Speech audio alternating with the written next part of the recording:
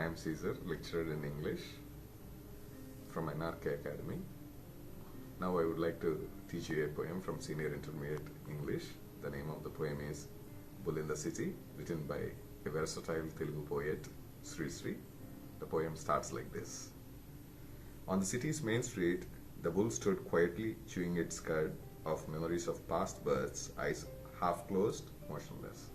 On a trafficy street in a city, the bull stood quietly, very calmly, peacefully, motionless.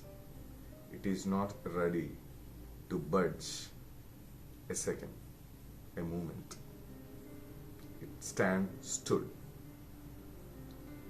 eyes half closed. To an extent, it is drowsy. It was about to sleep, and it was ruminating its cud. The usage, ruminating cud or chewing cud, symbolizes thinking about something very deeply while doing a physical activity like munching food, here munching cud. So it was munching cud, ruminating cud, while thinking about its past births. So it was delving very deep into its thoughts. That is why it is motionless. It is not ready to budge even an inch. It stood quietly like a pillar on a trafficy street, on the main street of a city. This is the meaning of the first 6 lines. The bull in the heart of the city, not heeding time. The bull which stood on the heart of the city is not heeding time. It is very reckless. It is heedless about time. It is taking the valuable time of all the people who are moving on that street. The very owner of the street, laughing at the pace of the progress, stood like the king. The very owner. This sentence gives the meaning. An inhabitant, a dweller of that street, was enjoying this entire fun activity. It was not heeding time, and people were expecting it to move. It is a Herculean task, because it is memorizing its past births, heedless of time. And people on that street are expecting the bull to move. It is very much impossible. That is why he was enjoying this sight. It is not moving, and they are not moving. Who is foolish?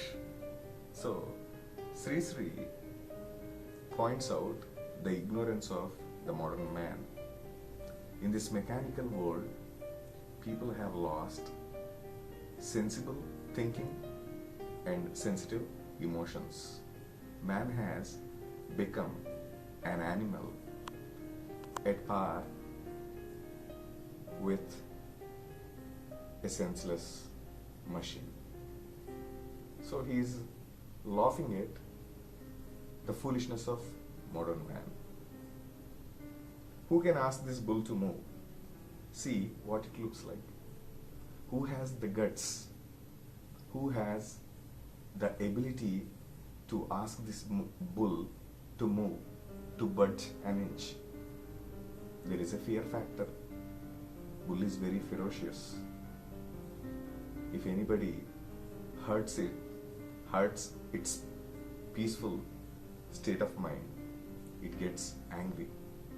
So, who will dare to ask this bull to move? Who will risk their life?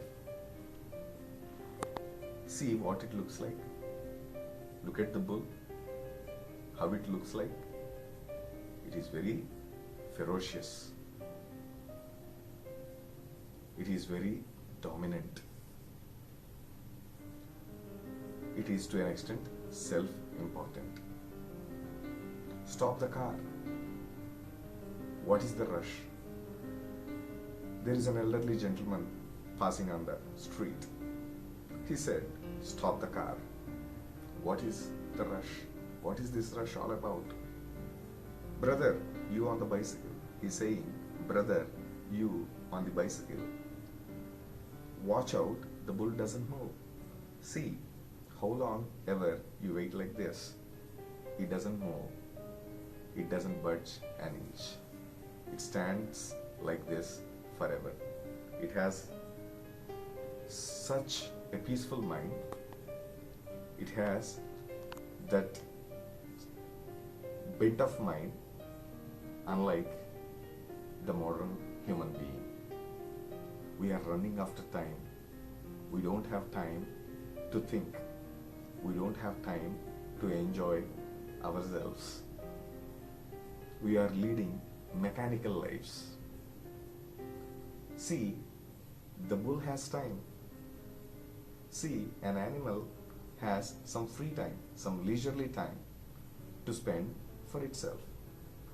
Does a man have this opportunity to spend time for himself?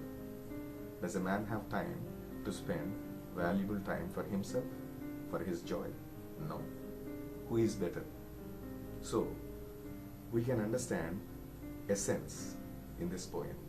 This poem is in the form of a social satire.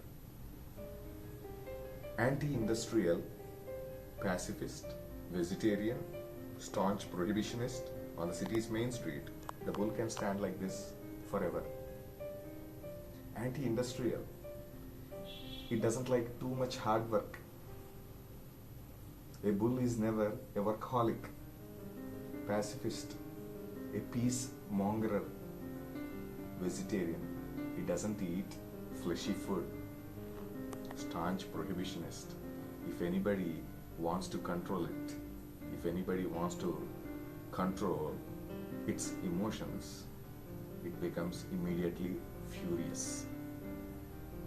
Such sort of animal is standing on the main street of the city. A bull has no sense. What about man? An animal doesn't have sense. What about man? Man is known for his intelligence. But what about man?